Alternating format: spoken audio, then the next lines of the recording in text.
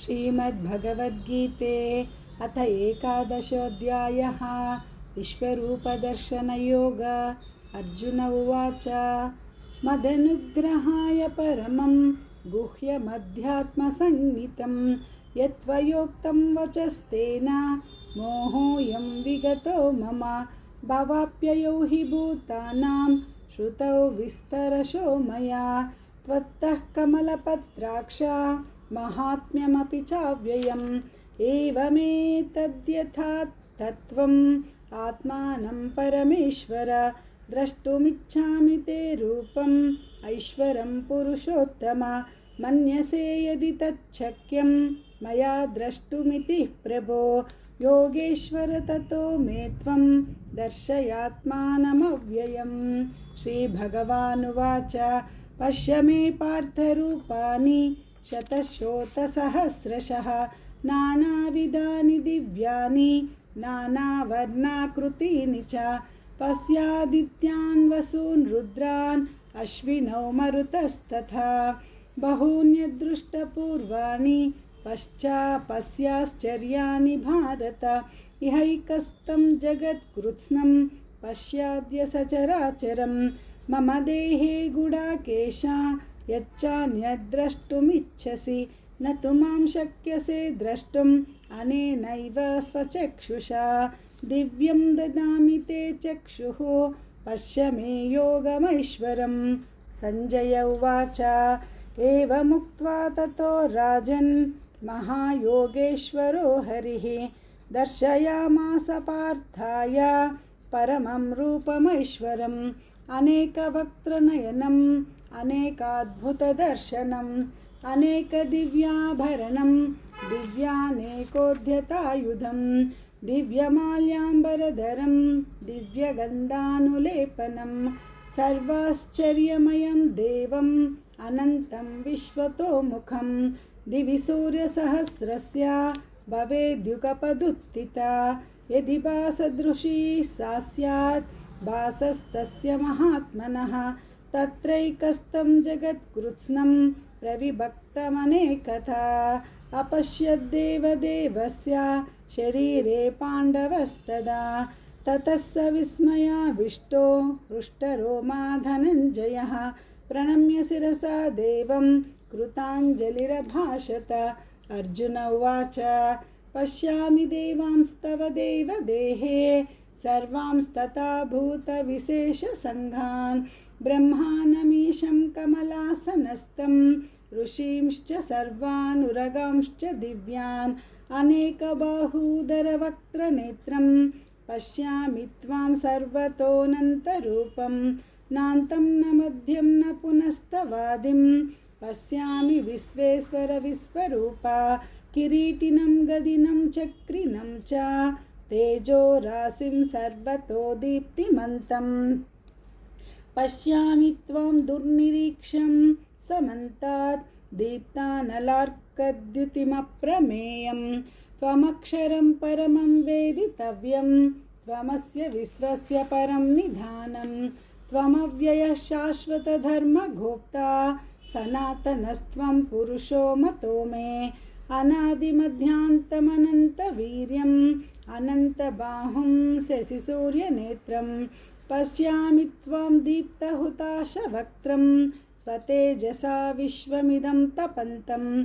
द्यावा पृथिव्योरिदमन्तरं हि व्याप्तं त्वयैकेन दिशश्च सर्वाः।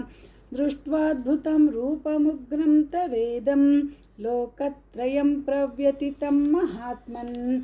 अमीहि त्वां सुरसङ्घा विशन्ति केचिद्भीताः प्राञ्जलयो गृह्णन्ति। स्वस्तीत्युक्त्वा महर्षिसिद्धसङ्गा स्तुवन्ति त्वां स्तुतिभिः पुष्कलाभिः। रुद्रादित्या वसवो ये च साध्या विश्वेश्विनौ मरुतश्चोष्मपाश्च गन्धर्वयक्षासुरसिद्धसङ्गा वीक्षन्ते त्वां विस्मिताश्चैव सर्वे।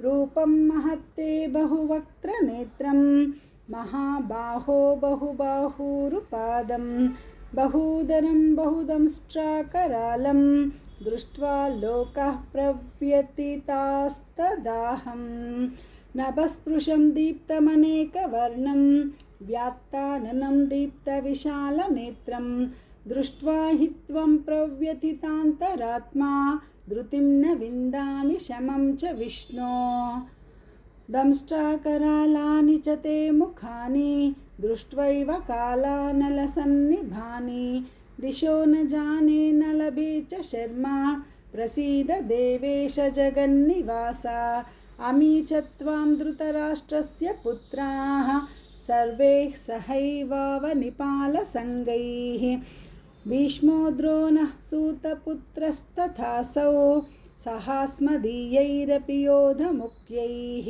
वक्त्राणि ते त्वरमाना विशन्ति दंष्ट्राकरालानि भयानकानि केचिद्विलग्ना दशनान्तरेषु सन्दृश्यन्ते चूर्णितैरुत्तमाङ्गैः यथा नदीनां बहवोऽम्बुवेगा समुद्रमेवाभिमुखा द्रवन्ति तथा तवामि नरलोकवीरा विशन्ति वक्त्राण्यभिविज्वलन्ति यथा प्रदीप्तं ज्वलनं पतङ्गा विशन्ति नाशाय समृद्धवेगाः तथैव नाशाय विशन्ति लोका तवापि वक्त्राणि समृद्धवेगाः लेलिह्यसे ग्रसमानः समन्तात् लोकान् समग्रान् वदनैर्ज्वलब्धिः तेजोभिरापूर्य जगत्समग्रं भासस्तवोग्राः प्रतपन्ति विष्णो आख्याहि मे को भवानुग्ररूपो नमोऽस्तु ते देववरप्रसीद विज्ञातुमिच्छामि भवन्तमाद्यं न हि प्रजानामि तव प्रवृत्तिं श्रीभगवानुवाच कालोऽस्मि लोकक्षयकृत् प्रवृद्धो लोकान् समाहर्तुमिह प्रवृत्तः ऋतेऽपि त्वां न भविष्यन्ति सर्वे एव स्थिताः प्रत्यनीकेषु योधाः तस्मात् त्वमुत्तिष्ठ यशो लभस्व जित्वा शत्रून् भुङ्क्ष राज्यं समृद्धं मयैवैते निहताः पूर्वमेव निमित्तमात्रं भव सव्यसाचिन् द्रोणं च भीष्मं च जयद्रथं च कर्णं तथान्यानपि योधवीरान् मया हतांस्त्वां जहिमा व्यथिष्ठा युध्यस्य जेतासि रणे सपत्नान् सञ्जय उवाच एतच्छ्रुत्वा वचनं केशवस्य कृताञ्जलिर्वेपमानः किरीटी नमस्कृत्वा भूय एवाह कृष्णं सगद्गदं भीतः प्रणम्य अर्जुन उवाच स्थाने ऋषिकेश तव प्रकीर्त्या जगत्प्रहृष्यत्यनुरज्यते च रक्षांसि भीतानि दिशो द्रवन्ति सर्वे नमस्यन्ति च सिद्धसङ्गाः कस्माच्च तेन न मेरन्महात्मन् गरीयसे ब्रह्मणोऽप्यादिकर्त्रे अनन्तदेवेश जगन्निवासा त्वमक्षरं सदसत्तत्परं यत् त्वमादिदेवः पुरुषः पुराणः त्वमस्य विश्वस्य परं निधानं वेत्तासि वेद्यं च परं च धाम त्वया ततं विश्वमनन्तरूप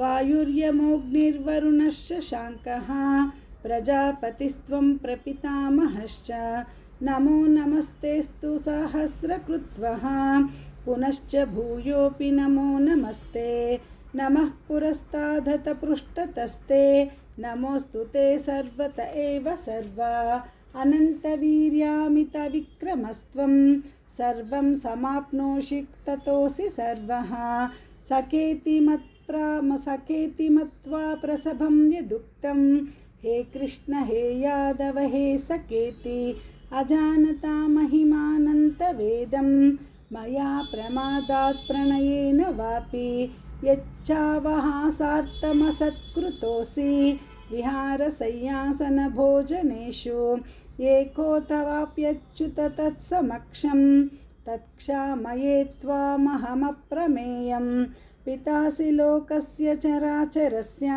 त्वमस्य पूजश्च गुरुर्गरीयान् न त्वत्समोऽस्त्यभ्यधिकः कुतोऽन्यो लोकत्रयेऽप्यप्रतिमप्रभावा तस्मात् प्रणम्य प्रणिधाय कायं प्रसादये त्वामहमीशमीढ्यं पितेव पुत्रस्य सखेव सख्युः प्रियः प्रियायार्हसि देव सोढुम् अदृष्टपूर्वं हृषितोऽस्मि दृष्ट्वा भयेन च प्रव्यथितं मनो मे तदेव मे दर्शय देवरूपं प्रसीद देवेश जगन्निवास किरीटिनं गदिनं चक्रहस्तम् इच्छामि त्वां द्रष्टुमहं तथैव तेनैव रूपेण चतुर्भुजेन सहस्रबाहो भव विश्वमूर्ते। श्रीभगवानुवाच मया प्रसन्नेन तवार्जुनेदं रूपं परं दर्शितमात्मयोगात् तेजोमयं विश्वमनन्तमाद्यं यन्मे त्वदन्येन न दृष्टपूर्वं न वेदयज्ञाध्ययनैर्न दानैर्न च क्रियाभिर्न तपोभिरुग्रैः एवं रूपशक्य अहं नृलोके द्रष्टुं त्वदन्येन कुरु प्रवीरा मा ते व्यथा मा च विमूढभावो दृष्ट्वा रूपं घोरमीदृङ्ममेदं व्यपेतभिः प्रीतमनः पुनस्त्वं तदेव मे रूपमिदं प्रपश्य। सञ्जय उवाच इत्यर्जुनं वासुदेवस्तथोक्त्वा स्वकं रूपं दर्शयामास भूयः आश्वासयामास च भीतमेनं भूत्वा पुनः सौम्य वपुर्महात्मा। अर्जुन उवाच दृष्ट्वेदं मानुषं रूपं तव सौम्यं जनार्दन इदानीमस्मि संवृत्तः सचेतः प्रकृतिं गतः।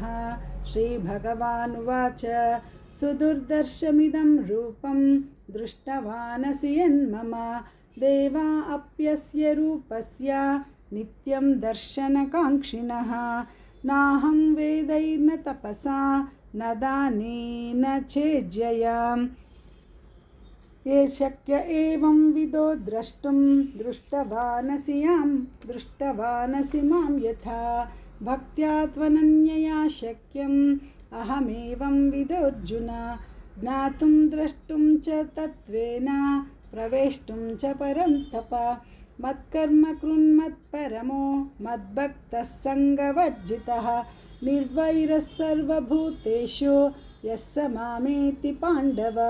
ॐ तत्सदिति श्रीमद्भगवद्गीतासूपनिषत्सु ब्रह्मविद्यायां योगशास्त्रे श्रीकृष्णार्जुनसंवादे विश्वरूपदर्शनयोगो नाम 11 अध्यायः।